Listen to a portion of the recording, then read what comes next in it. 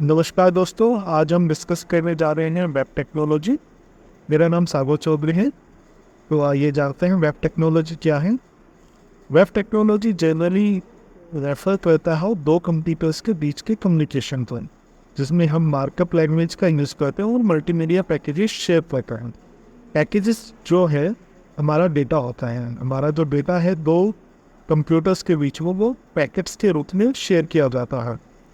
इसको हम दूसरे तरीके से भी समझ सकते हैं कि जैसे कोई भी इंफॉर्मेशन जो वेबसाइट्स पर अवेलेबल हो या होस्टेड की जा रही हो, जब हम उनसे इंटरेक्ट करते हैं तो उसको भी हम वेब टेक्नोलॉजी ही कहते हैं।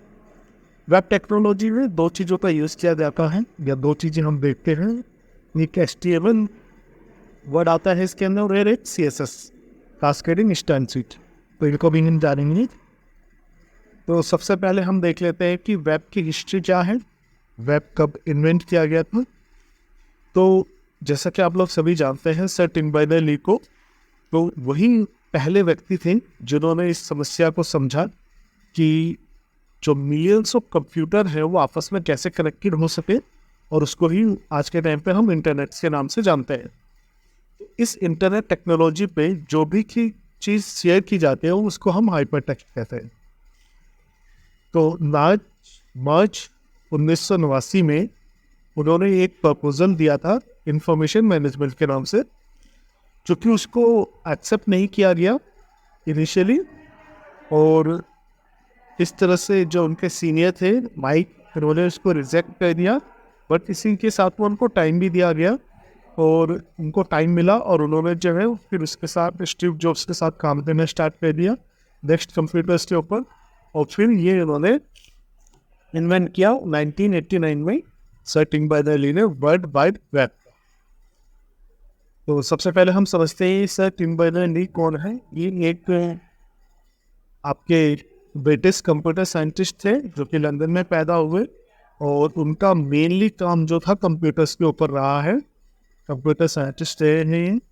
इन्होंने जो है पूरा बताया है कैसे इंटरनेट वर्क करेगा, और इसके लिए इन्होंने अक्टूबर 1990 में 3 फंडामेंटल लिखे, फंडामेंटल टेक्नोलॉजीज, जो कि आज के वेब्स के फाउंडेशन है, जिसके अंदर हमने थोड़ा सा माइनर चेंजेस के साथ में इसको आगे इम्प्लीमेंट किया है।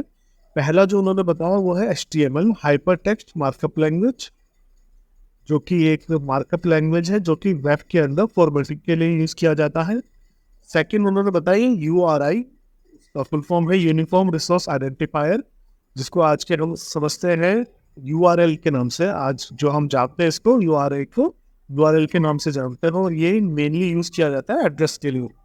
थर्ड उन्होंने एक प्रोटोकॉल डिफाइन किया जिसको हम जानते हैं हाइपरटेक्स्ट ट्रांसफर प्रोटोकॉल। ये जो भी रिसोर्सेज एक्सेस की जाएंगी, अवेलेबल की जाएंगी, उनका जो रूल्स है वो HTTP के अंदर लिखा हुआ है। Next one is what is internet. Internet क्या है।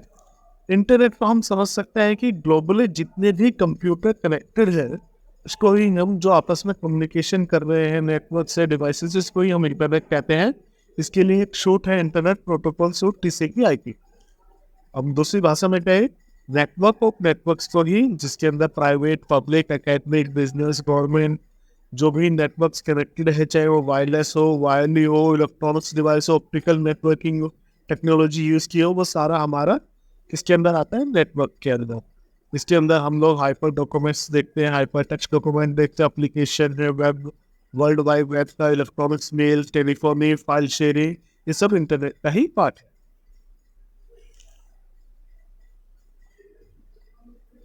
Then next one is web document. Web document क्या है। कोई भी ऐसा डॉक्यूमेंट जो मैसेज की फॉर्म पर शेयर किया जा रहा है, एक जगह से दूसरी जगह, एक क्लाइंट से सर्वर के बीच में शेयर किया जा रहा है, उसको हम वेब डॉक्यूमेंट कहते हैं। जनरली इसको हम वेब ब्राउजर के ऊपर ओपन करते हैं। Next one is what is web page. Web page से हम समझ सकते हैं कि वेब पेज एक वो डॉक्यूमेंट होता है एक, जो कि एक वेब ब्राउजर पे एक टाइम पे दिखाई देता है, और बहुत सारे वेब पेजेस मिलके एक वेबसाइट क्रिएट करते हैं सिमिलर टाइप पे। तो वेबसाइट को अगर हम जाने तो website is a collection of web pages जो कि एक सिंगल डोमेन नेम से एसोसिएटेड हो, जैसे कि wikipedia.org, google.com, amazon.com, ये सब एग्जांपल है वेबसाइट्स।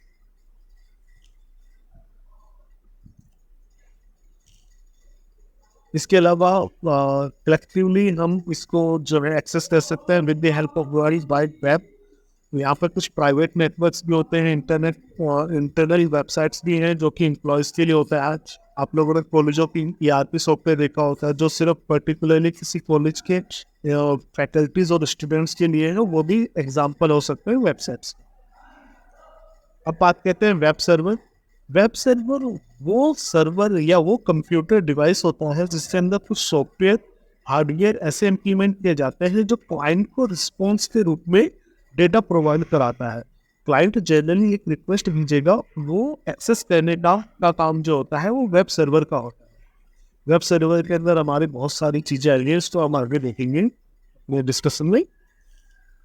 अब बात करते हैं कि how does the web works, web कैसे काम करता है।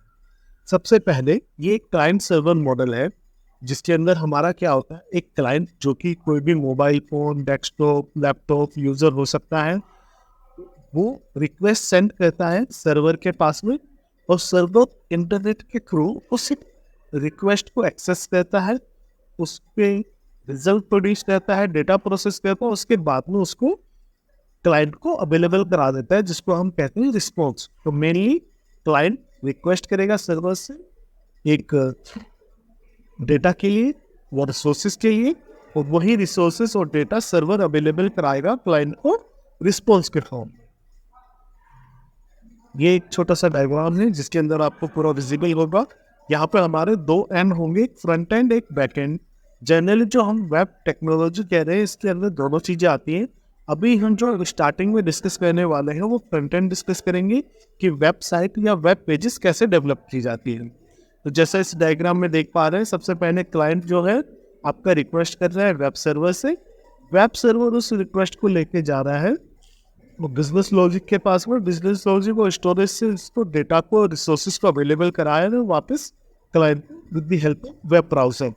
तो जो क्लाइंट साइड है जहाँ पे वेब ब्राउजर होता है उसको हम फ्रंट एंड, और जो बैक एंड जहाँ पे सर्वर होता है और बिजनेस लॉजिक और स्टोरेज होता है उसको हम बैक एंड कहते हैं। तो फ्रंट एंड प्रोग्रामिंग और फ्रंट एंड लैंग्वेज में आते हैं हमारे HTML से जावास्क्रिप्ट, और बैकएंड के अंदर हमारा जो है हम PHP यूज़ कर सकते हैं, जावा यूज़ कर सकते हैं, JSP यूज़ कर सकते हैं, सर्वलेट यूज़ कर सकते हैं। ऐसे बहुत सारे और प्रोग्रामिंग लैंग्वेज है, तो इन सबको हम धीरे धीरे डिस्कस करेंगे। अब बात करते हैं, हमने फ्रंट एंड पे 3 वर्ड हमने यूज़ किए थे, HTML, CSS, जावास्क्रिप्ट। ये क्या है? आप लोगों ने मोस्टली जितने भी वेब्स के अंदर देखा होगा, जो वेब्स का ब्लॉग्स है वो इन्हीं के थ्रू, इन्हीं टर्मिनोलॉजी के हेल्प से बनता है।